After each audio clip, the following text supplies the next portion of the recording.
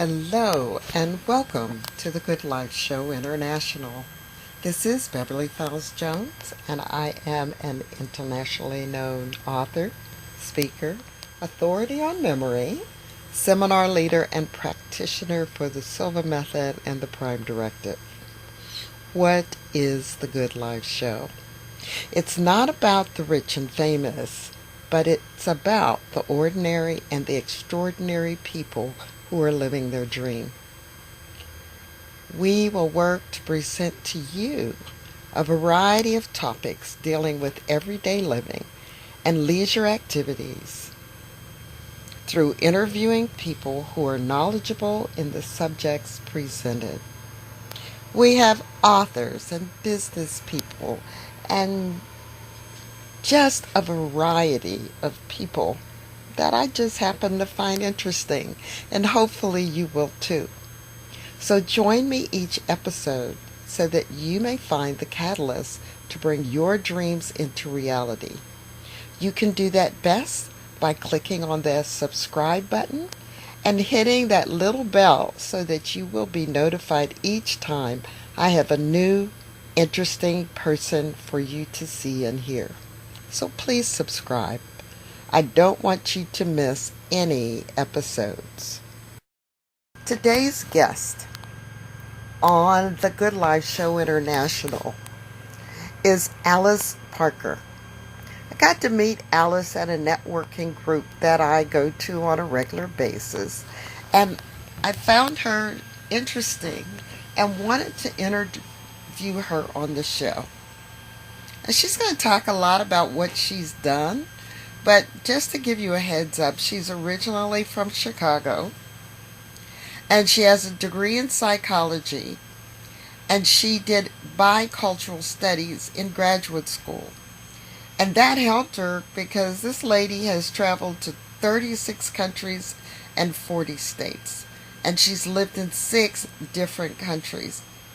She lived in Japan for 7 years and she worked there as a certified corporate business trainer. She has 10 plus years in human resource management. She has been a student of metaphysics. Now, metaphysics means that she has studied all types of science about the mind, the heart, our spiritual selves, our soul selves. So of metaphysics and spirituality for over 20 years. She's written 6 books. Of them, they're nonfiction, fiction, and 3 of them are poetry. Following 12 years in San Francisco, she lived in Crystal Falls, Minnesota for 2.5 years. She finally decided to move to Dallas in 2013 because her grandchildren are here, and she lives in Northeast Dallas. She joined the Poets Society of Texas, and she has won first place at the state several times for one of her poetry entries. Now, Alice teaches memoir writing classes at Brookhaven College, and that is designed for the 50 plus program, but you don't have to be over 50 to do it. But she's helped her students finish books, and she does presentations of workshops related to her writing background. And I will give you her contact information below so that you can learn more about Alice. I love her website. You know, it's Alice Parker in Wonderland. So a Wonderland. In fact, it's a-wonderland.com. So let's get on with the interview. I hope you enjoy it a lot.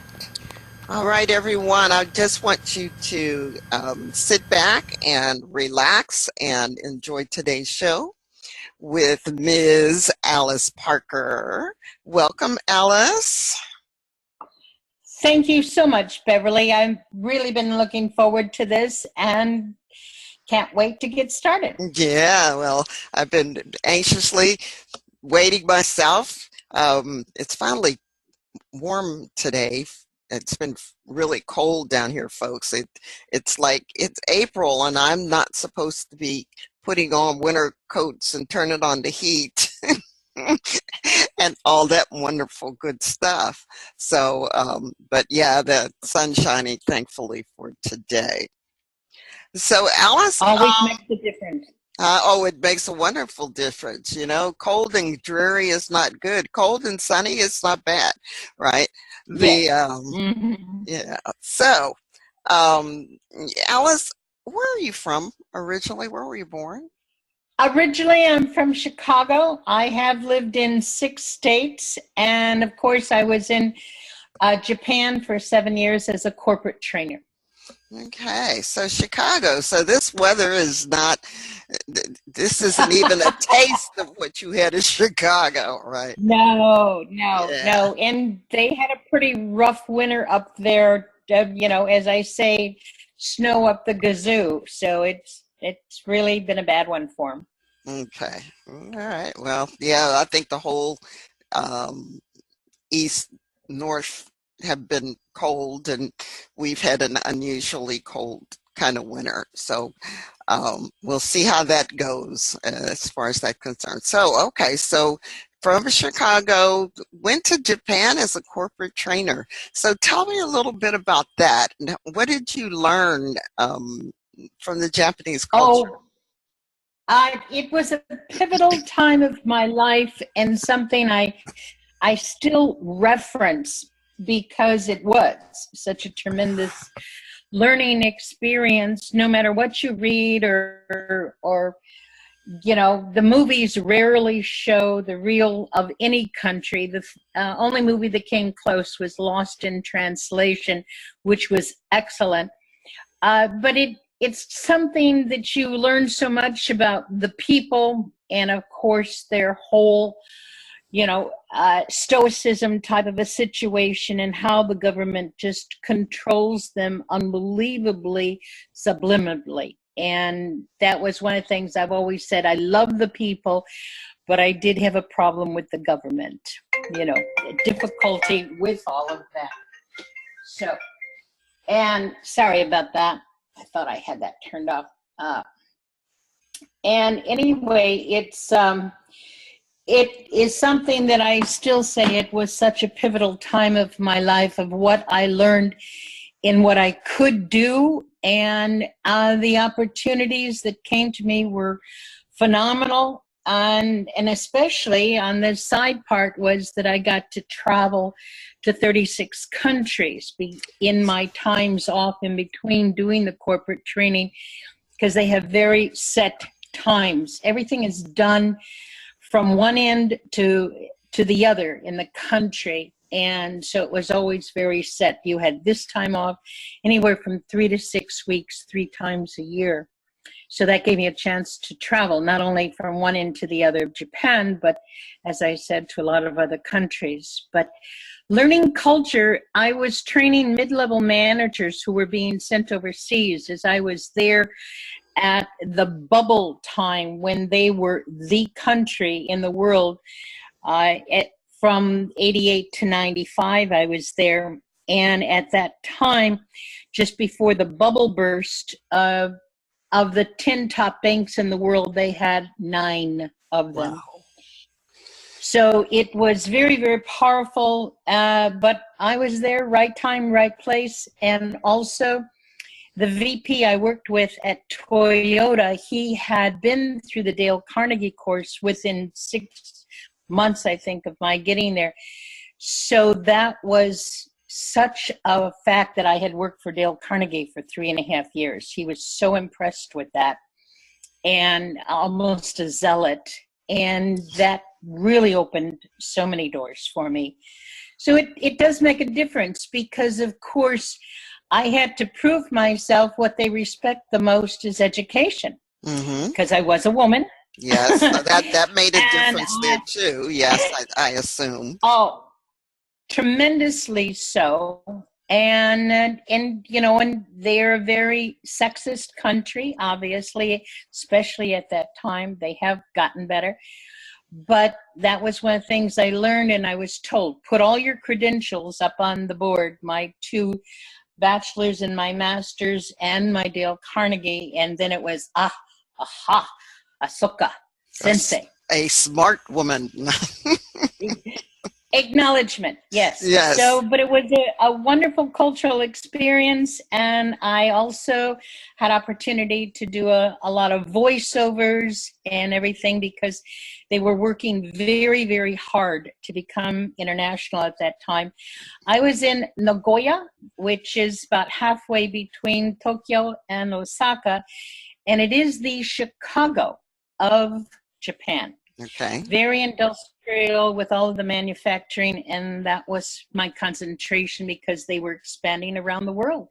So all of these mid-level managers, I took a lot of my Dale Carnegie training and transferred that over into the whole, that had been my thesis in graduate school, for, introducing people to be able to literally step off the plane and represent their company.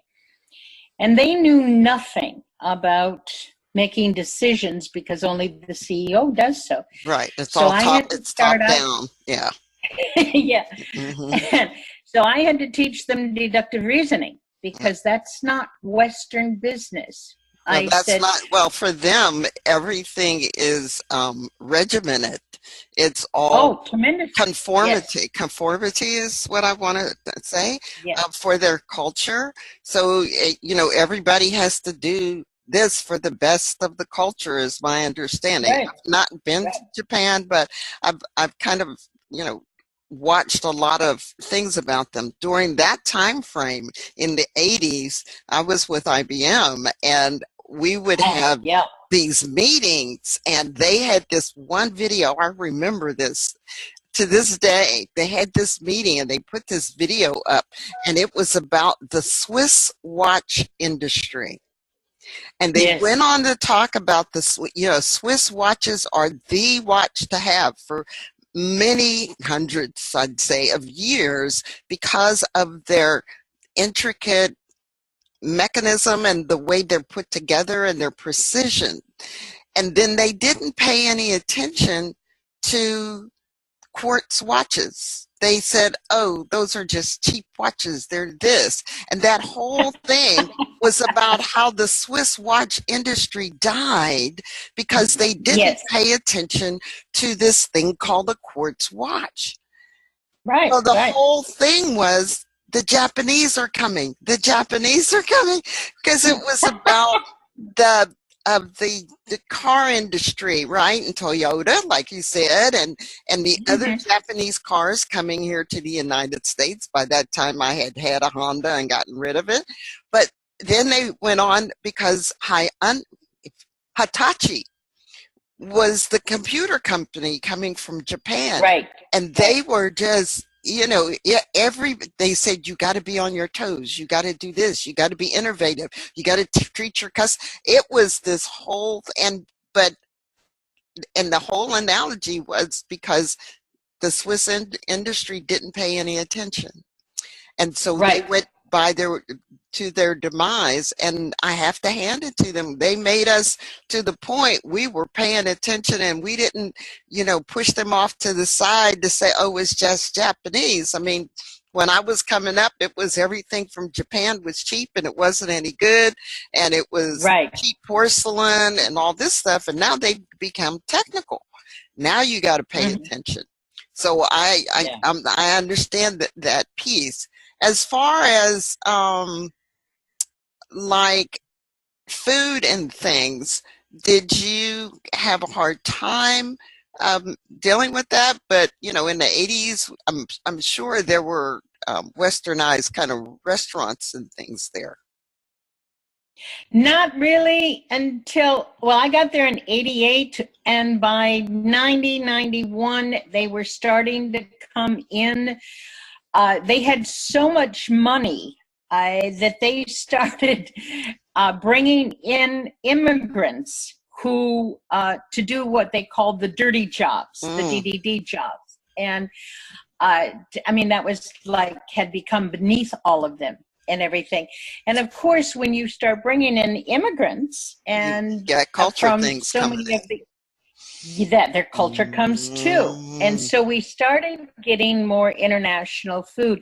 But I really wanted to embrace, because I've always loved to try different food anyway, Mm-hmm. and I really wanted to embrace the food. And I have to say, most of it I really enjoyed it a lot.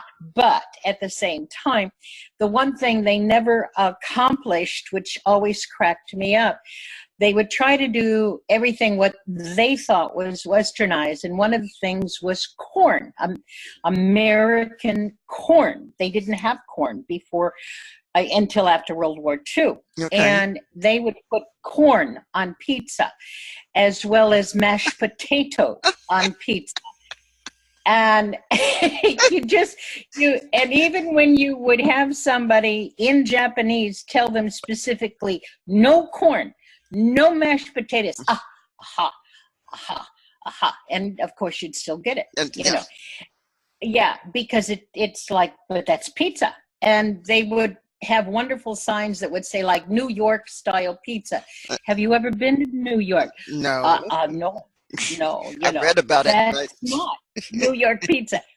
But it was that was one of the things they actually, because Nagoya was having an international fair, and they were doing a lot of international cultural tours. So I learned about making paper and silkworms. Wonderful. And, all kinds of shibori and, you know, the cloth and stuff like that. Mm-hmm. So I really did embrace myself in the culture and trying, except for the language, because my job was, in any of my teachers that worked for me, I would, number one rule, you never, ever, ever speak Japanese in the classroom. This was teaching them to totally immerse, and they had to have a certain level of English to get into our classes.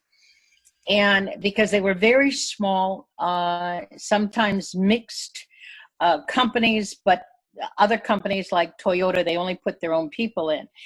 And but I had to teach them deductive reasoning, because I explained to them, you can't call back and ask your boss, what do I do? I said, because it was specifically Western style business management we were teaching. I said, you have to make that decision right now. So just the whole process, starting from zero to teach them deductive reasoning, that was a that was a challenge. And then also teaching them that sensei can make a mistake too. And they would do what I always called the sucking the breath through their teeth, you know. And when I said, oh, that information I gave you yesterday, no, let me correct that. Oh, no, sensei never make mistake. And I said, oh, yes, you know. So trying to teach them the Western style culture and those things also that were acceptable in Japan to not do in a Western culture. And I was sending them all over the world, but of course English was the international language of business. Real challenge. It was great. All right. Well, very good. Well, being able to experience all of this and get to know some things about their culture, and being able to go through all these countries and visit, that's a wonderful thing. It's an opportunity a lot of people don't have. I would never have traveled as many countries I had not IBM and HP given me that opportunity to go overseas too and do teaching and things. It's like, oh, I'm in Russia. Am I really in Russia? Yeah, given all the things that are going on today. But but it was I've said that many times. Yeah, it's in the 90s, and the wall had only been down for a couple years, and here I am in Moscow teaching. It's like, whoa, it was just amazing. Whoa. Yeah, Yeah. yeah, and it was a little scary, but it was amazing too. So you, It really is. When we went to Vietnam, and I actually had my son come over for that Christmas when I went, and another teacher joined us. And we were on a single visa we had gotten in Hong Kong. And actually, they didn't want to let me in because it was the military, of course, controlling in Hanoi. And he wanted me to admit that I had been to Vietnam before during the war. And I said no. And I turned and pointed to my son. No, he was born and I was tied up with him. I have never, ever been. And it was a good 20, 30 minutes before he finally let us in, because he wanted me to say I had been there before. And that was scary. Really. wow. Wow. Yeah. Yeah, there's some things, I tell people, I said when I was in the Moscow airport, the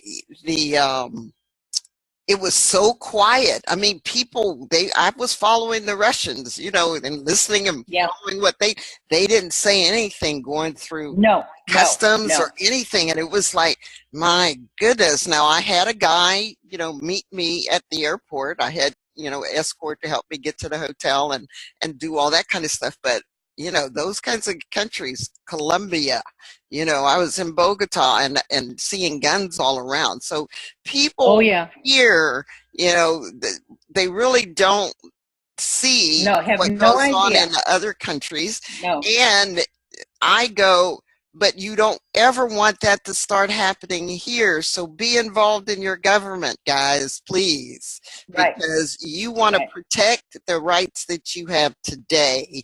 And, I'm not going to go off on that, but the idea is Yeah. be aware that what we have here is a precious commodity that should, and use your vote. That's all I'm going to say. Anyway, Yeah, very so much. that's great. Now you are a wordsmith, so Yes, that's what they call me. so Yeah. all right. Now, did you study English? I mean, as in writing, or how did Oh, you yeah. become Yeah. this wordsmith type person? Well, it goes back even to high school. And I originally had taken in my junior year of high school, I'd taken journalism. Okay. And by the end of the first 6 weeks, the teacher said, no, I'm going to transfer you to creative writing. You're too opinionated. You're too, you put in, we just want the facts. Right. And I was putting in too much creativity.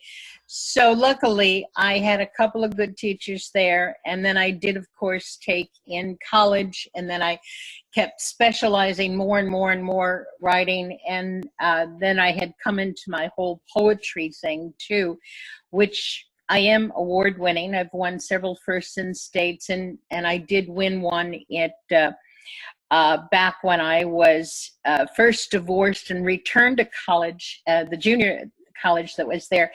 And I won a poetry contest there also. But my master's is English based because it's bilingual, bicultural. So of course, studying all of everything with and I got my certification ESL with that. But my other degrees are marketing and psychology. So a lot of it, the English was always there and the writing was always there. And my memoir with my 3 friends, The Choices, Changes, and Friends, we got our divorces together in the early 70s. And that was the whole idea. You're the writer. You tell our story. You do this. You tell our story and put in your poems and everything. So it's always been there. And when I was in Japan and traveling so much, I was writing for a international business news, kind of a newspaper magazine, so to speak. And I would do articles on places if you're going to be here or there or whatever. I did quite a few different cities around the world and things to do and say in between your business. And then I wrote for a couple of airline magazines too. So it's always been within me, part of who I was. And beside my memoir and my spiritual self-help book, Move Past Your Past, I also have 2 more books that I did on Japan. I became quite interested, particularly in the whole American occupation of Japan, because so little had been written about it. If it wasn't from MacArthur's point of view, it wasn't acceptable. And so I was very lucky to have access to an old English collection by people who, English speakers and even some Americans who had lived in Japan through the occupation. So I've got that, and then I've got another couple of books that I did. So it's always been who I am. A writer, and using the best words to say the most. That whole Hemingway idea of tighten it up and, get it in there. And as he says, we're all apprentices in a craft where no one ever becomes a master.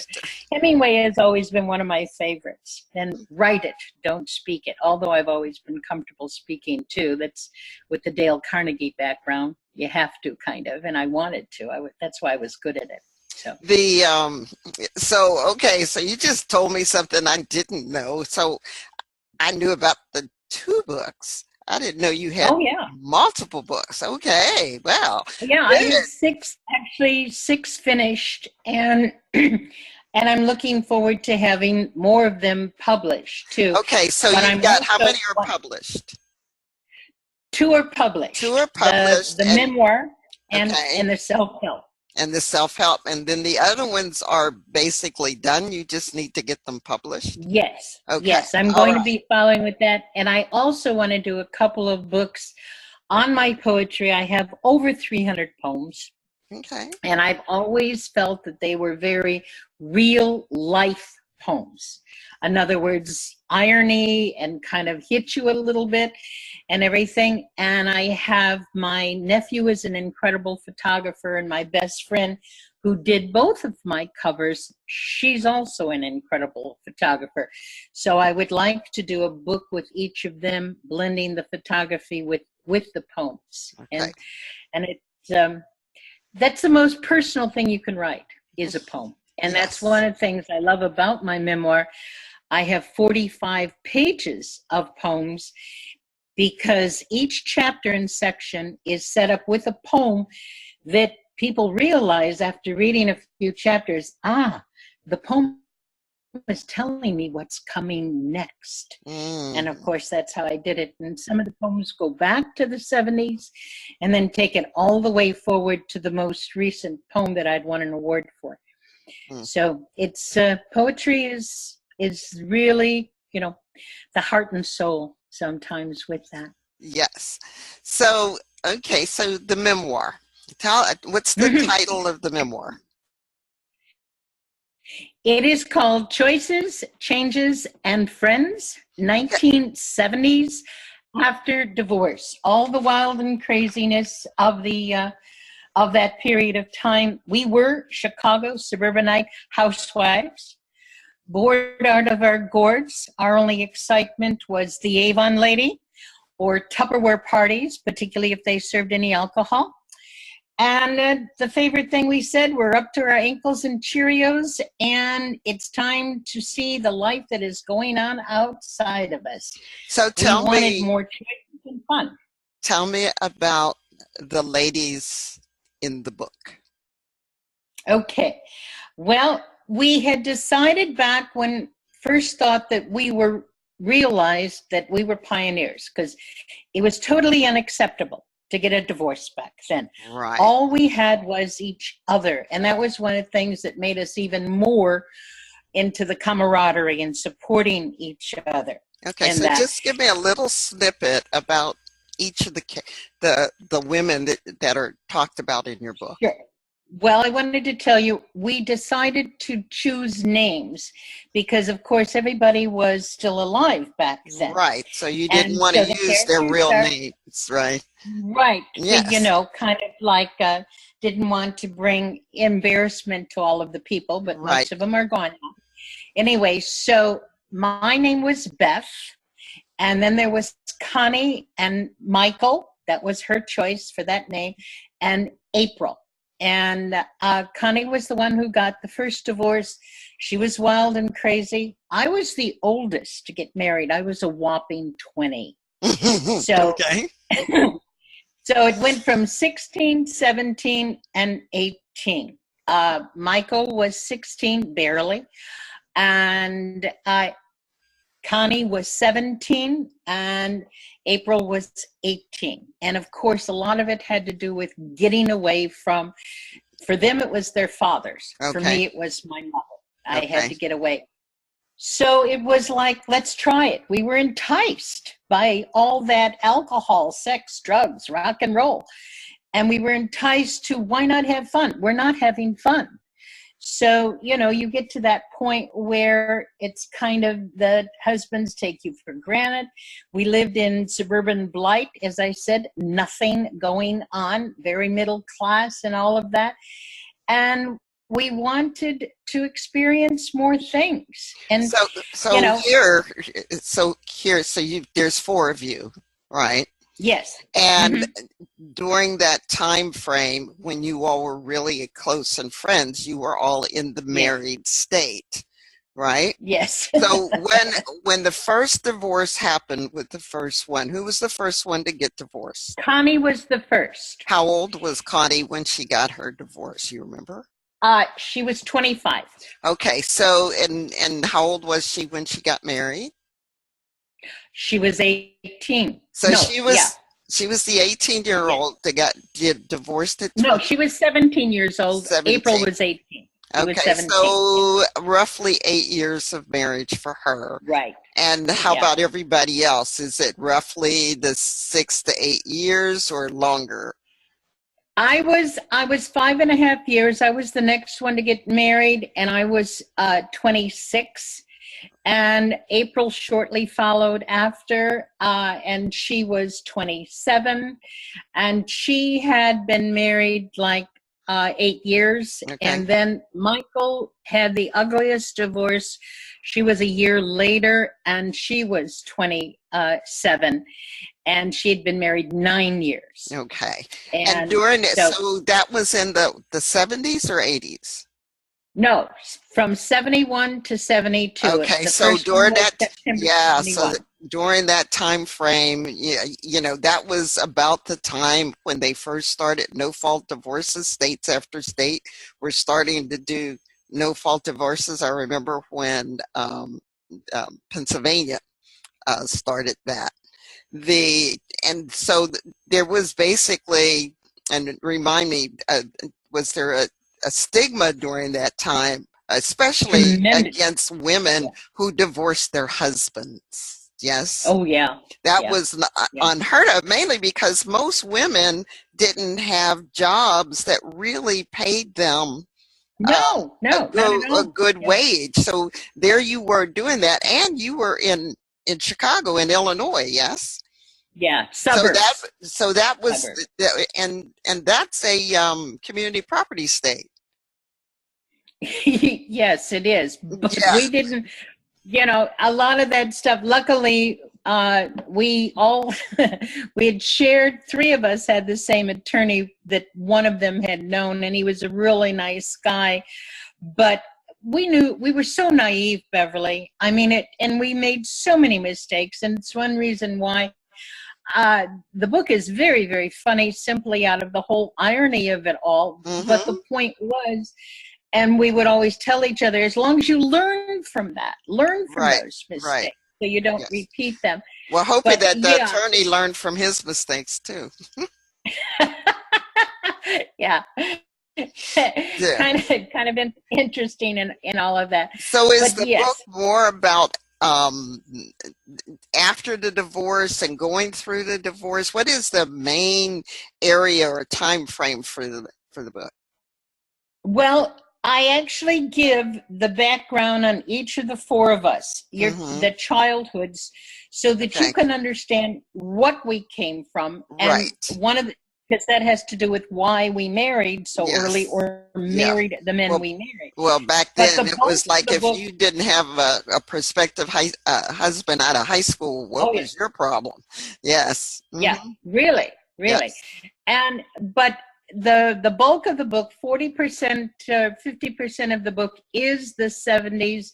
With when I start that section, I start with the first divorce and move through it all and what brought us closer together and supporting each other with all of that, what they were going through, and our whole kind of our search for independence, freedom, and hopefully love, Yeah. and the mistakes that we made with that, And and that's just kind of and finding other men who, oh my God, they're interested in us because we had so much emotional abuse from our yes. husbands that, what do Yes. you want? Who do you think you are? Right. Right. Kind of a thing, Yes. you know. So So who that is had a the lot to do with it. so who would get the most out of reading your book?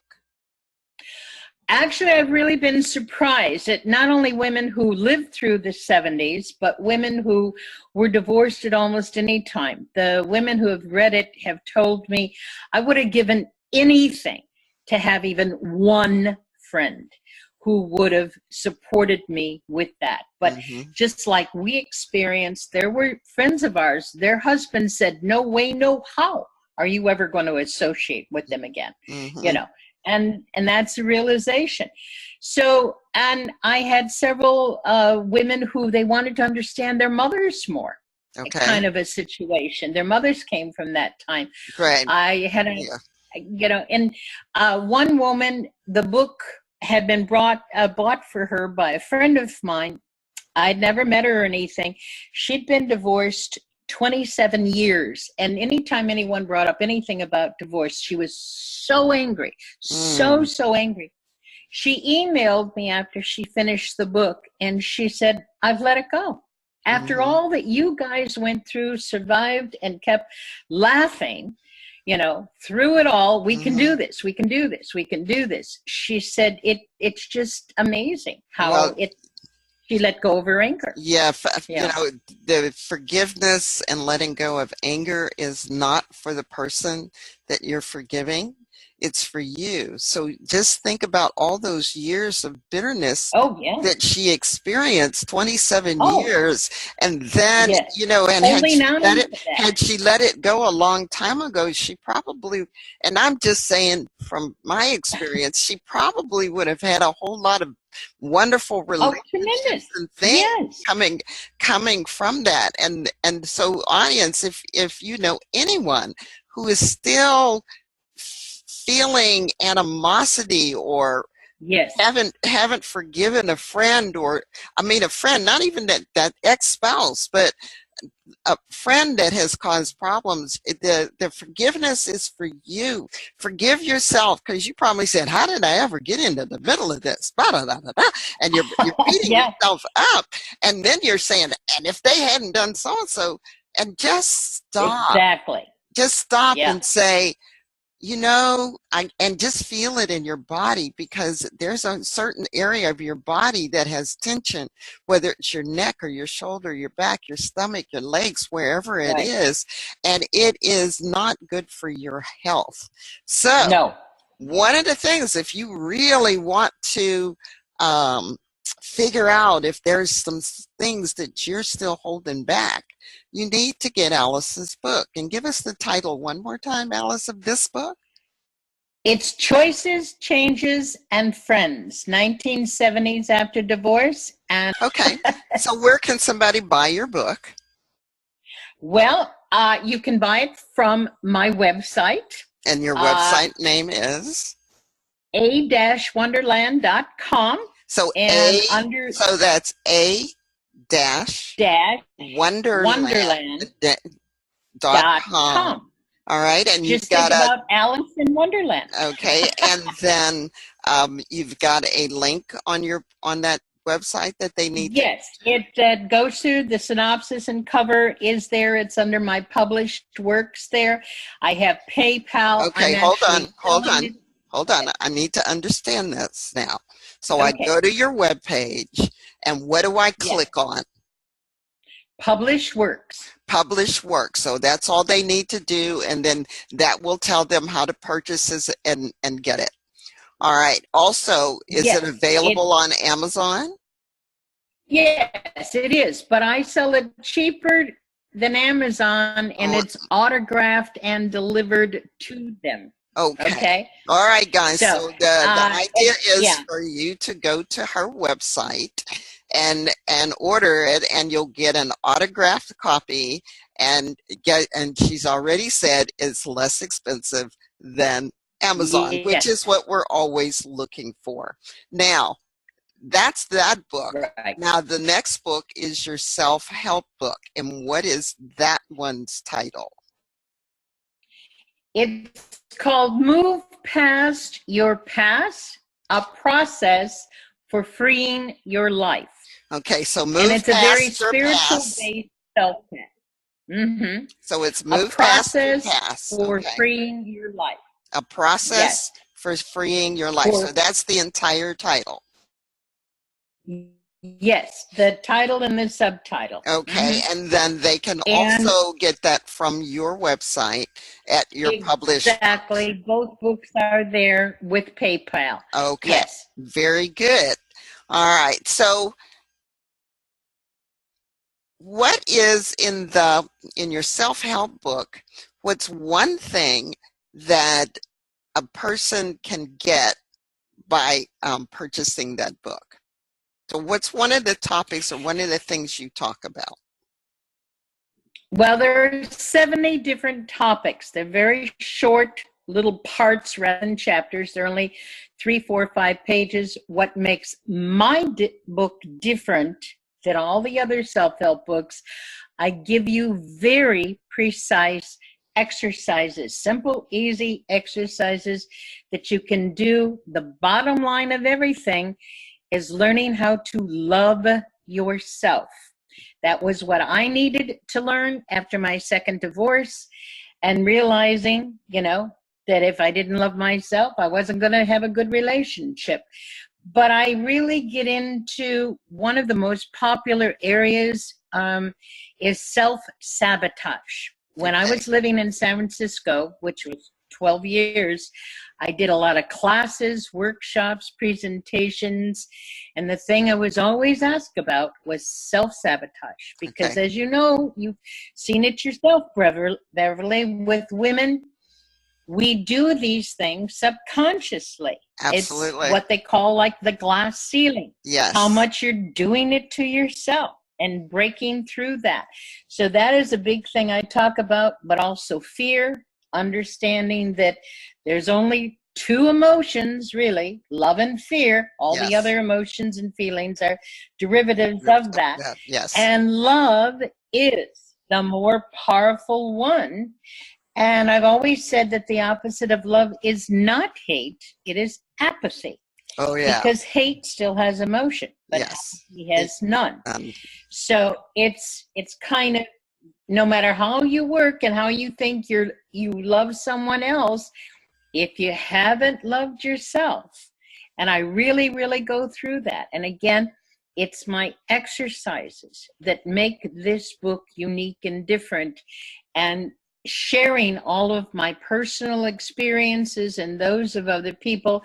I was a life coach for quite a few years when I was in San Francisco. And so it's not just me, it's other people I worked with, and working them through that in so many different ways as far as to learn how to love themselves. Wonderful. Key to it all. Thank you. That's very now, so what do you like to do when you're not writing? I love to travel when I have an opportunity to do so. I'm a huge movie buff. And it's one reason why I'm really, really excited. I've got a couple of professional script writers, and I am helping them with the pilot script for my memoir, Choices, Changes, and Friends. We will be presenting that in June in Vancouver. And we're pretty excited for it to be turned into a streaming TV series. Well, There's already wonderful. been some interest. I've got Okay. I've got a really good consultant now who's very much behind me, and I'm very excited about this. So, having been a movie buff all my life, and I think movies that not only have a great story that has humor, but it also has a lot of irony, but learning lessons from it. It's sort of timeless. And of course, the whole retro going back to the 70s thing. And again, it's got the craziness of that time, the alcohol, sex, drugs, rock and roll. Okay. So it's something, the kind of movie I would love to see, and the kind of movie I always enjoy. Well, good. So. That's fantastic. And I've got one last question for you. If Sure. you could invite one person to dinner, living or dead, who would you invite and why? I think I'd have to go with Ernest Hemingway. He's such a character. He lived his life fully. He lived his life his way. And of course, everything he did with his writing, and so much of what he did, he wrote about. And he was not an easy person. Obviously, I can't even remember 3 or 4 times he was married, but kind of a thing that, to me, he's the one I would like to know most. Okay. If I could do that. Very good. Well, Alice, thank you for being with us today. And so everyone, make sure you go to Alice's website. I've got it printed down here below so that you can see it, and make sure you go there and pick up her books. You know, I talk about from self-sabotage to self-empowerment all the time. So that's going to be a wonderful self-help book to have and go through. And then, you know, let's watch and see if that movie or that TV show comes to air here in the United States, and have fun. Thank you again, Alice, for being with us. And you have a great day. Thank you so much, Beverly.